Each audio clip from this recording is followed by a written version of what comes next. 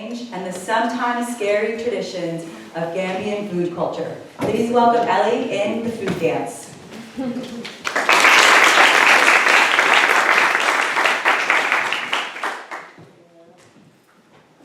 hear me? Do I need this? I can just talk loud.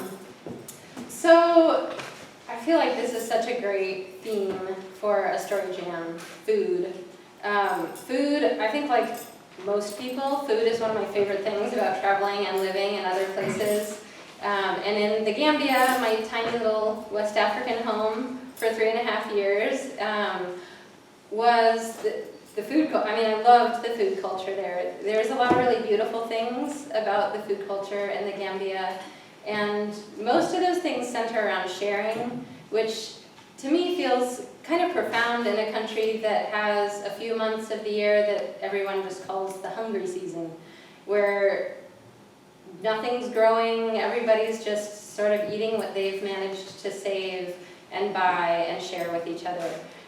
So it always was really special to me to be able to share food in this place where people were growing their own food, cooking everything really from scratch. Like we talk about from scratch, like, no, you have not cooked from scratch until you have pounded millet into a fine sand-like powder.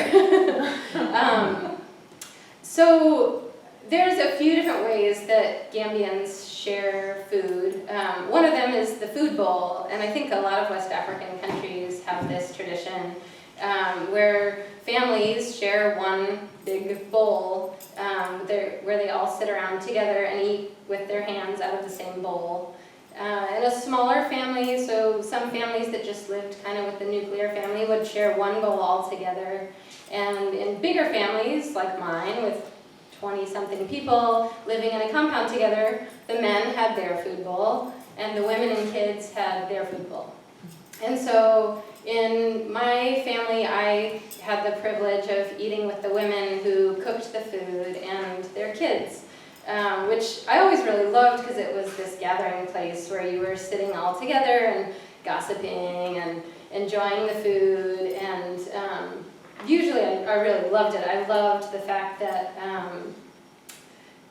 that I was eating with people all the time. I got to the point where I hated eating alone. If I came home late, I just always kind of like felt a little sad that I wasn't eating out of the food bowl with everybody that night.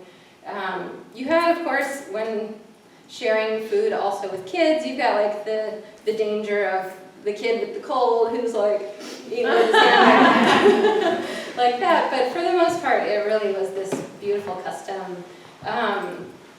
Gambians also share cooking responsibilities. I should say Gambian women share cooking responsibilities.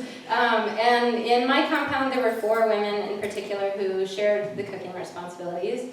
And there was a little bit of an unspoken competition among the 4 women, which I always found kind of funny because there are really only like 5 ingredients that anybody cooks with in the Gambia in like 4 different ways. You've got like your peanuts that are grown there, you've got fish, because Gambia's on the river, so there's no shortage of fish, usually dried. There's rice or millet, which has kind of the consistency of sand, is how I've heard it described by most people who've tried it. You have tomato paste, which is bought and served out in like dollops from a giant can at the little store. And you have MSG, which comes in 2 forms. You've got like the dime bag that looks like crack, that they call safal, and that one's like the more expensive one, or the more common form, which I think a lot of African and probably Caribbean volunteers or people who've lived in those areas have experienced, jimbo or magi. It comes in a little cube of bouillon that is laced with crack. Those are your 5 ingredients, and yet there's this competition of like, who can cook the best bomb dish with peanuts, fish, rice, tomatoes, and MSG. And so we've got Umu in my compound, my sister, who I think was the best cook, but I never told anybody else that.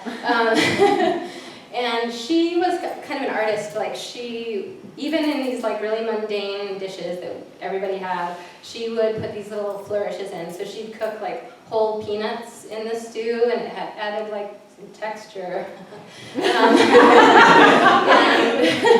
she just had all these little things that she would do. She would pound the goose really finely so it was less like sand and more fluffy.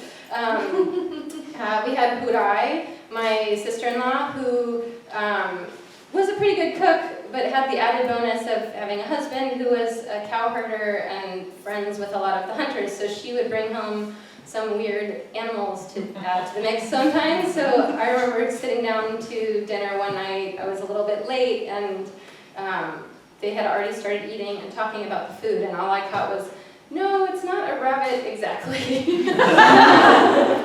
And that was Hurai's sort of specialty. There was Sala, one of my two host moms, and she was an okay cook, more talented at like siphoning 2 or 3 Delassis out of her husband and me and whoever else would give her a couple Delassis to throw in some extra ingredients, trying to make hers the best. And then we had Fatiel, who was the first wife of my host dad and had really nobody to impress, and so she kind of like phoned it in. She would like leave some extra bones in the dried fish and a couple rocks in the rice. Like she wasn't as careful as the rest of the women, because like who cares at that point. And so I tried once in a while to cook with them. I usually just ate what they cooked, because for the most part they were really great cooks, and like, what else am I going to cook? There's 5 ingredients. And so I tried one night, for example, to make spaghetti for them, and they liked it pretty well. It had one of their favorite ingredients, tomato paste, but it was missing the added flourish of MSG, and so that was the main feedback that I got. Needs more Jimbo. So really, like, over time, I just like became part of this family, part of the conversation, the food, the sharing. And there's one other part of the food culture in the Gambia that I kind of think of as the food dance. So I'll give you a couple examples. You can win or lose the food dance, by the way. If you see somebody walking by while you're eating, you must invite them to eat. And so we had like an older woman near us who would show up kind of accidentally on purpose right around mealtime, knowing full well that she must be invited to eat. And one way you can lose the food dance is by too eagerly accepting food. So usually there's a little back and forth of like, "No, please, I'm too full." Like, "No, please, it would be an honor." "No, please, I'm too full." And this woman like was not so convincing with her, "No, please, I'm so full." And she would just sit right down and join the meal. The other way you can lose the food dance is by declining too eagerly. So for example, Umu, our favorite artistic chef, had this one weird thing that she would do of cooking the chicken head, if we ever had chicken, with the feet stuck through the neck and out. And everyone lost the food bowl, or the food dance on that night, because she would be like, "Does anybody want the chicken head?" And everyone was like, "No, that's gross." So there was, 1 minute left. There's this, the sort of end-all and be-all of Gambian food culture, Gambian food celebration comes around Tabaski, or Eid al-Adha, where everybody in the whole village kills a ram in celebration of Abraham's sacrifice of the ram for Isaac. So usually, like, a compound will kill 1 ram and share it with the entire village for a celebration of some kind. On Tabaski, everybody kills a ram and eats the meat over the course of 3 days. There's no refrigeration in the Gambia, and so, like you were saying, the meat gets like a little funkier every day, and you're eating it like 3 meals a day. Like usually it's lunch or dinner. No, this is like breakfast, lunch, dinner, we're having meat. And on the first day it's awesome because you haven't had meat in like 2 months, and it tastes really good and it smells really good, and then you hit the second day and you're starting to get like a little bit weirder pieces of meat. There's like some tendon in there, and it's starting to smell a little off. And then by the third day, it's like starting to turn a little green, and it like you open that bowl and it's just like not exciting anymore. So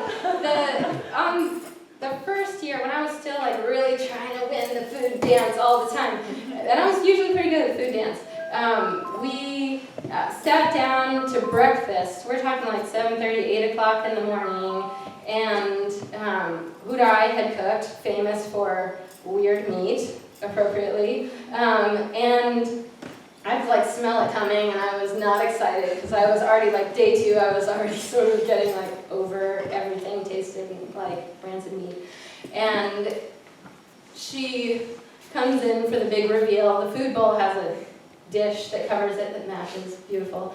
I could smell it coming, and she opened the food bowl, and there was the head, and what I can only really refer to as the tubey shit, like intestines and other tubes. This was what was left from day 3 breakfast. And one of my cousins reaches in and cracks the skull and starts like sort of digging into the brain. And I was trying really hard to like keep winning the food dance, and I reached in and took like one bite of the millet that, like, no matter if you were touching meat or not, like, it all tasted like that meat, and I just, like, that was the day I lost the food dance. Like, I stood up and was like, please, please, no, I'm very full, I'm not feeling it. And the woman who had reached in and cracked the skull and dug in on that brain was like, oh, don't worry, sometimes by the 3rd day of Chavaski, I get a little sick, too.